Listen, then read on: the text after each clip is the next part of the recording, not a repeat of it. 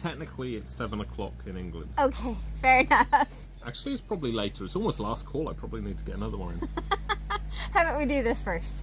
So, one thing I noticed last week with all the discovery calls and emails and calls we got in from clients was that it was all about social media. Yeah, it's And like I get somebody it. was It's whispering huge. in their ear, and it wasn't me. It was everybody had questions about it, you know, from the how do I's to, oh, did I do this right? Yeah. Or, you know, where do we have to go with branding on it? And there was a lot of questions with it. And so, you know, some of the big ones that really stood out with me, you know, were, do we really have to have one?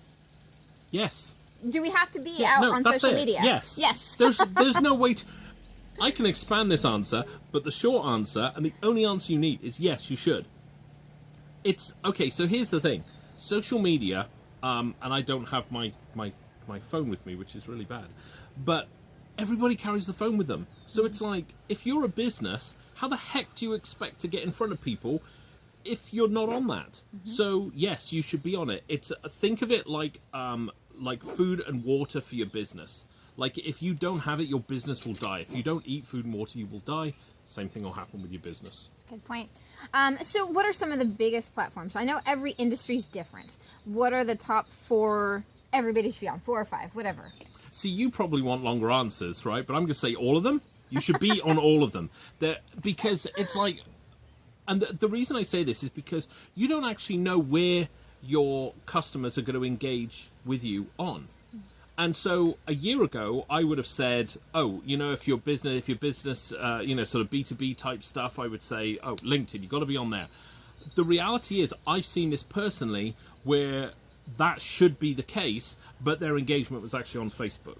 Oh. So, you know, you need to be, okay, so if I have really 4, okay, so 4 would be, I don't think I can get 4.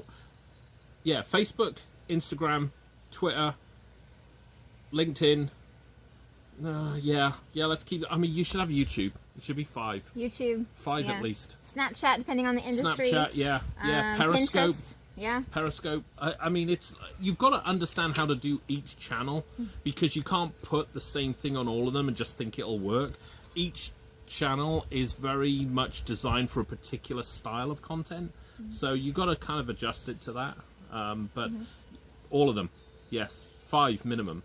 Yeah. 5 So minimum. what are some of the tips you have for... I wish we'd rehearse these questions, because here I am drinking wine and you're asking questions, so who knows what the You're answers the one that will be. walked out with it.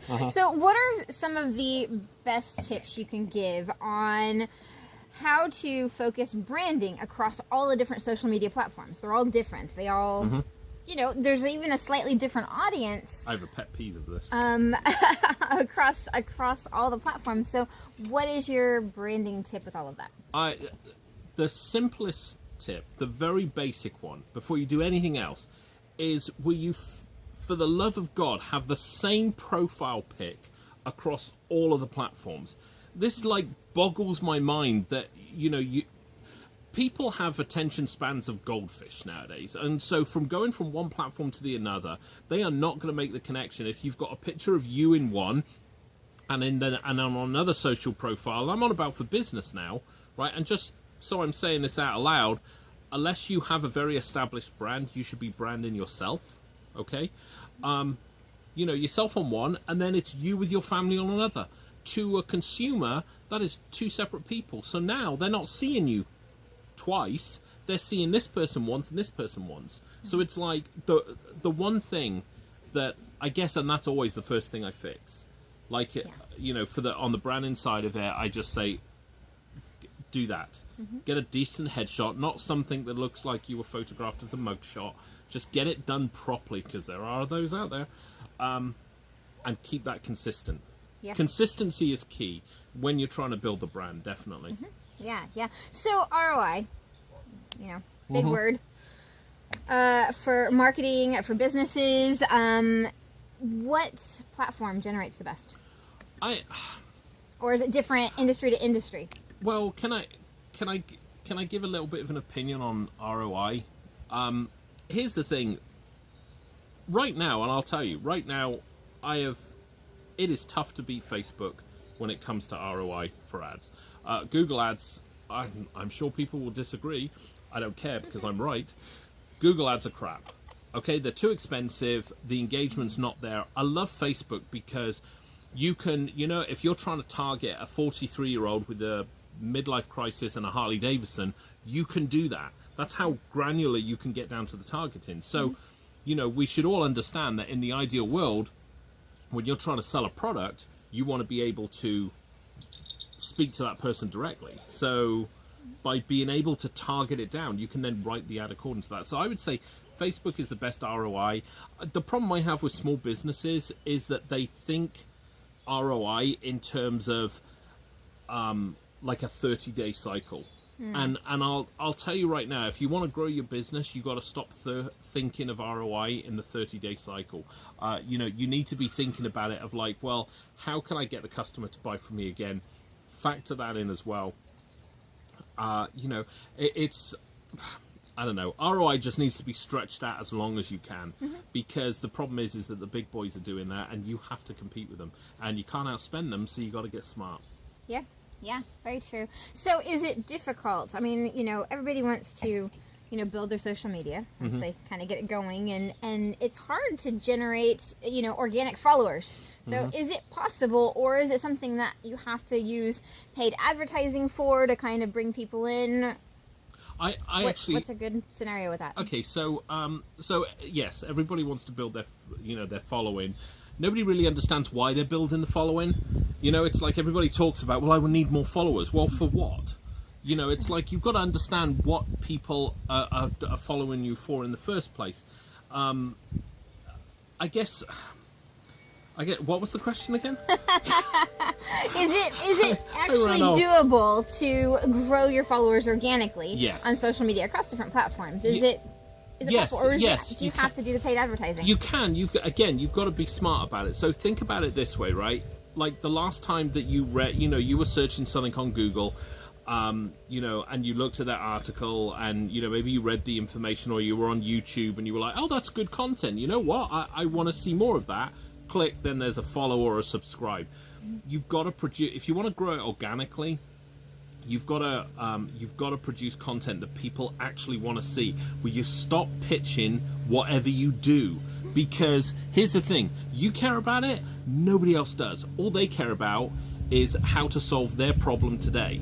So you need to be fixing that. I've had a huge last 2 years or so has been a huge shift for me in terms of how I project what we do out there, and it is so growing organically. Yeah, absolutely, put content that people actually want out there. But I would say, pay to boost it. Again, okay. I'm being a hypocrite, because if you listen to anything I said 2 years ago, I was telling you the opposite, but I've had to change my mind because I've seen the results. So yeah. So, so social media is crucial for any business. If you're online or you're offline... done. If you don't do it, you're done. You need it. Yeah. Okay, so we definitely need social media. So. Turn the closed, sign around, just leave if you're not doing it. And one final thing, what is the easiest way to get started? Just go do it. That's easier said than done. What are give me like some steps. What are some things we need to follow to make sure we kind of get it right? Something that somebody loves, and depending on when you're watching this video, you'll understand how much of a hypocrite I am. What people love is the background stuff, the stuff that goes on. Stop worrying about the polished videos. If you've got an office and you want to start producing content, turn on the video, right? Do a live Facebook, do a live Instagram, do something like that, or do some pre-recorded stuff.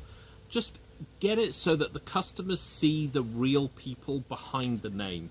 So often it's, we still have this 80s mentality of like, oh, brand, corporate, it's big, and aren't we important? People don't care about that stuff. They don't trust it. There's a reason that you can go to, I was on Twitter on Sunday and I saw the T-Mobile CEO, doing his Sunday slow cook. That's the CEO of a multi-billion-dollar company, I'm guessing. That's the easiest thing to do. Just grab your phone, you've got it right there, and just start documenting everything you possibly can. No one's going to say, well, you might have one or two. No one's going to say, oh, stop putting this content out, I hate it. And even if they do, so what? There's 500 million people that absolutely love it. So just do that. The easiest way to get started, pick up the phone, press the button, and actually start recording. I am a hypocrite, but I'm trying to get that going. I tell all my clients this as well, and it works. But trying to do it myself, it's difficult. It is, but you got to just do it.